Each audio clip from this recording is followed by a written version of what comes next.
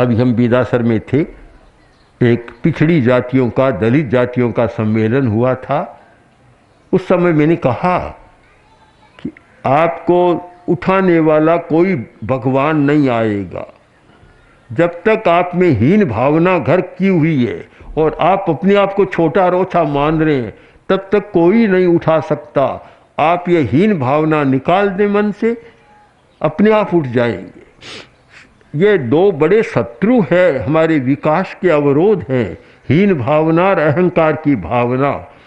जिसको लगता है कि मेरे पास कुछ है, चाहे ज्ञान है, चाहे धन है, चाहे सत्ता है, कुछ है, वहाँ अहंकार को पनपने का मौका मिल जाता है। जिसको ये अनुभव होता है कि मेरे पास कुछ नहीं है, उसको हीनता में जाने का मौका मिल जाता है।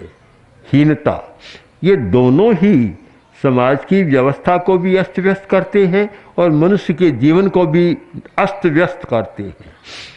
मानता हूँ धर्म का कोई अर्थ समझे और अहिंसा का कोई अर्थ समझे तो उसका पहला सिद्धांत है समानता की अनुभूति।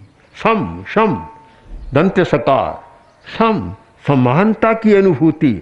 हम अनुभूति करें हम सब समान हैं, आपको कभी तनाव नहीं होगा, न हीन भावना आएगी, न अहंकार की भावना आएगी। जहाँ समानता की अनुभूति होगी, कठिनाई है, होती नहीं है। हम आदमी को आदमी की दृष्टि से देखना जानते ही नहीं है। आदमी को उपाधि की दृष्टि से देखना जानते हैं, क्या क्या पूंछ लगा हुआ है उस दृष्टि से देखना जानते हैं। हमारे सामने अनेक प्रसंग आए तो मैंने तो कहा कि ये पूंछ लगाना मुझे पसंद नहीं है। ये उपाधियां बड़ी बाधक बनती है, आदमी के गौरव को नष्ट करती है, ये अच्छा नहीं है। आदमी आदमी रहे। कठिन बहुत है।